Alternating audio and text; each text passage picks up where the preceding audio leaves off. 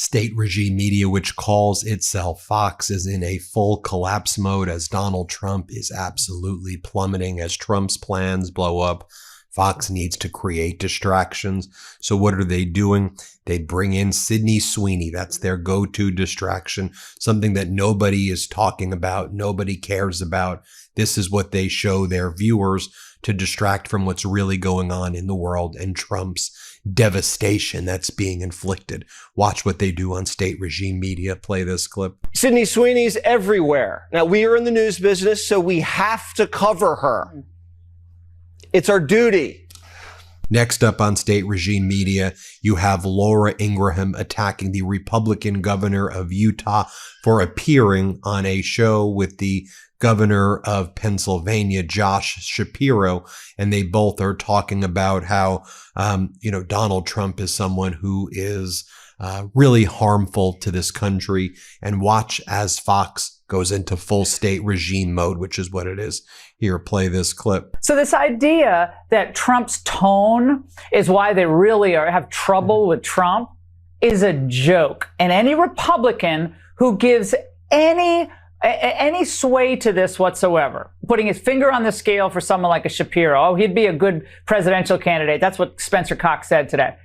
I mean, this tells you everything you need to know about, who the Republican is and how desperate they are not to debate the issues. Period. End of story. Now, just a quick reminder, hit subscribe, help the MeidasTouch Network get to 6 million subscribers. You may think you're subscribed, but you may not actually be subscribed. So click subscribe now and share this channel with others you know. Then Laura Ingraham, one of state regime media's top propagandists, goes on to say that the fake Republicans and Democrats drone on about Trump's tone. But Trump's tone is great, they say. Here, play this clip. When the Democrats drone on and kind of faux Republicans like Cox, when they drone on about tone and we got to watch the tone, what it really means is that they can't really debate Trump on policy. Not on trade policy, not on the forever wars, not on the border. Then you have Jesse Waters, another propagandist on state regime media. Here he has this bloodlust. And the way he's describing this, you think that he is going to be critical.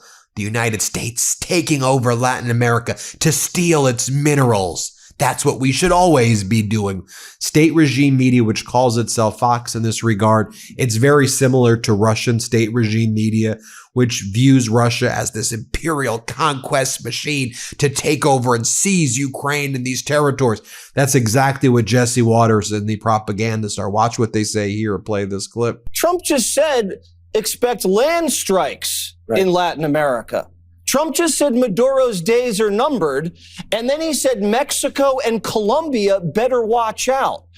We just had 2 U.S. jets violate Venezuelan airspace, and we're seizing oil tankers off their coast. This is much bigger than one strike against a vessel. This is a huge change in American foreign policy. We are the biggest superpower of the world. And we can project enormous power all over the world, but we don't do it in our own hemisphere. And as of now, that has changed.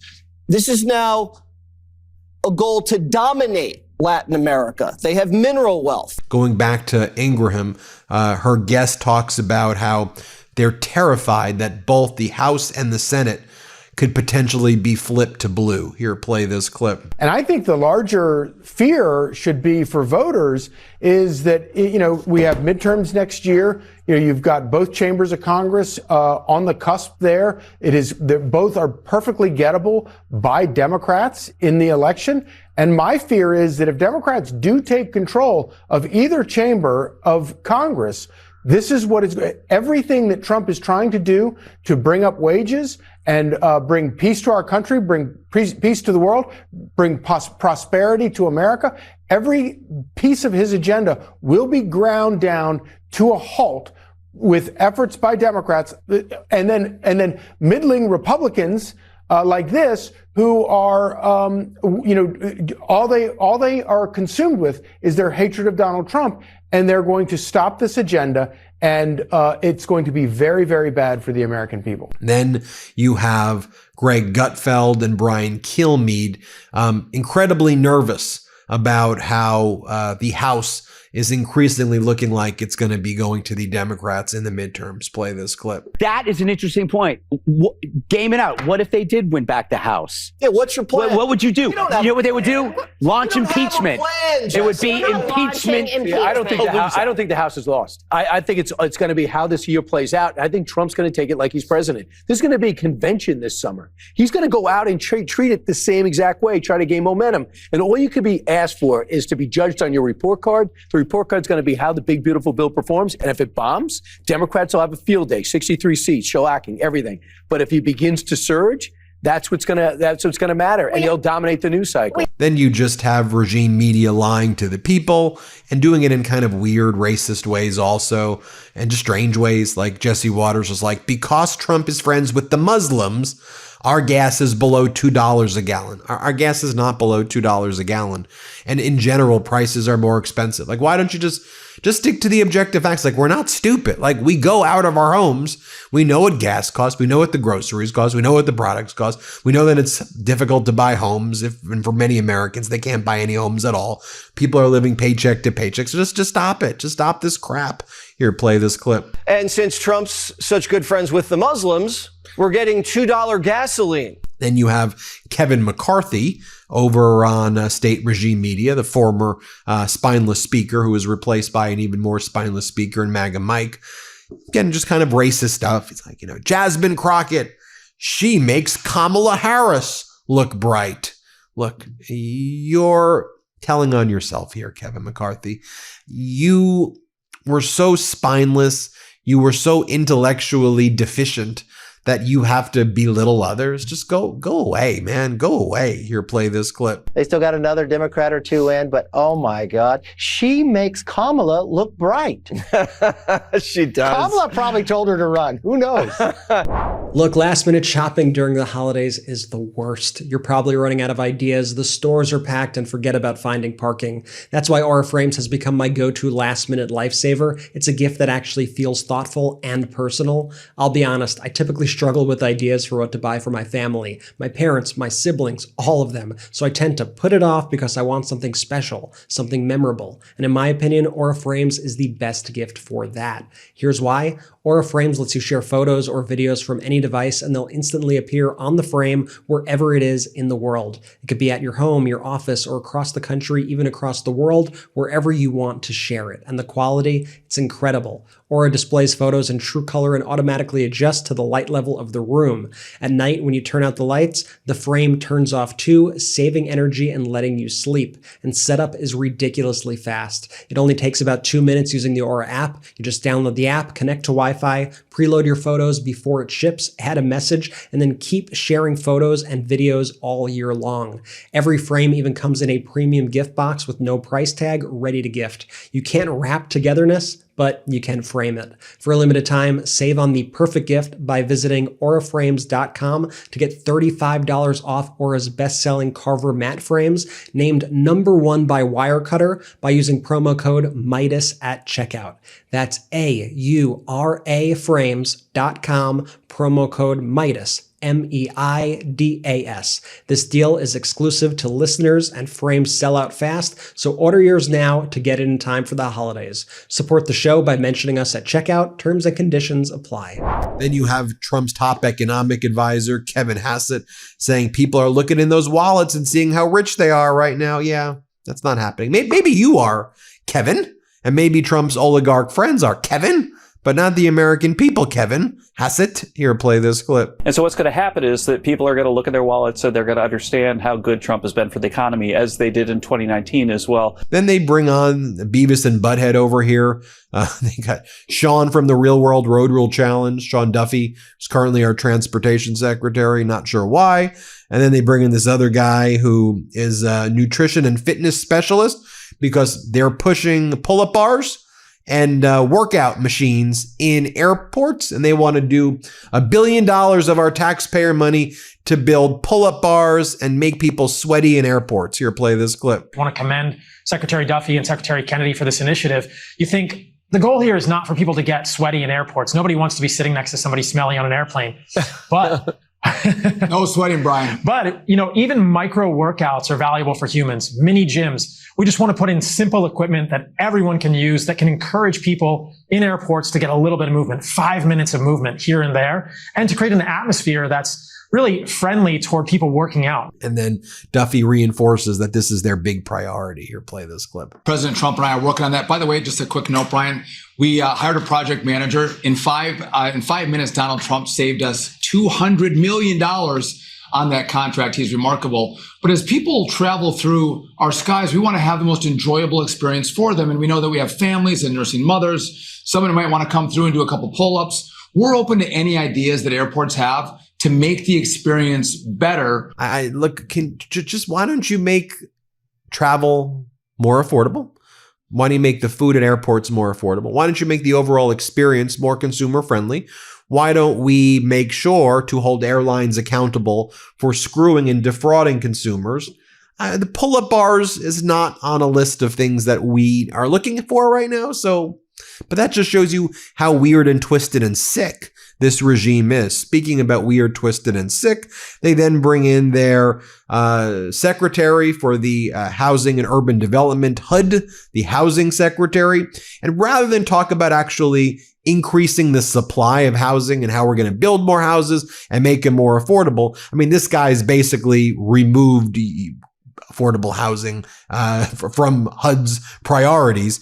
But look at what they do here. He just reads a piece of propaganda. He says, I'm going to read a piece of paper, which is pure propaganda, and then just attacks immigrants. He goes, I'm not supposed to do this on TV. Watch this. Also recently rolled back more Biden-era guidance that you said was favoring Afghan refugees. Tell me about this. How are immigrants impacting the housing market from Afghanistan?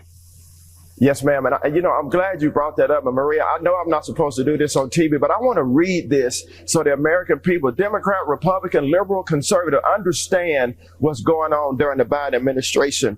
Our HUD, Fair Housing and Equal Opportunity Office, we have taken down guidance that during the Biden administration encouraged landlords and property owners to forego regularly required credit checks for refugees so they didn't have to do credit checks. It encouraged landlords and public housing authorities to exempt Afghan refugees from occupancy limits. And this is what they've really been doing the whole time. But I want you to focus on the tactic here, and I'm going to break down what you're seeing. But let's play this last clip of the Secretary of HUD blaming immigrants. Here, play this clip. When you have over 12 million people coming over our borders unchecked, unvetted, this is straining our housing market from a supply standpoint, from an affordability standpoint. HUD just put out a report and found that between 2021 and 2024, the foreign-born population in our country in just 3 short years is 6 million people, which is the most in that period of time in American history. And so we cannot forego the thought that because of illegal immigration, because of people coming to our country, prices have risen, supply has been squeezed, but we're working very hard at HUD, along with the president and other leaders in the administration, to bring down the cost and raise the supply when they're doing it through interagencies. But we need the Fed to cut rates. We need to continue to deport illegals that are taking houses from the American people. So we're very intentional and focused about it at HUD and across the administration. Yeah. So you see do you see how they use immigrants, migrants as a way to divide us, right? The reality is that housing is not affordable for a variety of reasons, but the main one being supply. That's the real issue, that the supply of housing is limited. And so it costs more. That's supply and demand. Why is the supply limited? Because private equity companies, hedge funds, billion-dollar corporations, they are buying thousands and thousands of homes, oftentimes with all cash offers or just taking them off the market. And they're outbidding regular consumers. They're outbidding people who would be first-time homeowners and outbidding people who need homes. And also there's a huge amount of foreign ownership of American homes as well. But the main reason is private equity buying up these homes. And that's Trump's billionaire friends. It's not the migrants coming in. It's private equity is the main reason why, is the main reason why. And then in terms of foreign ownership, it's not the migrants who are working the farms, who this is who they want to blame, or in the factories or in the restaurants. They're not able to really afford the homes either.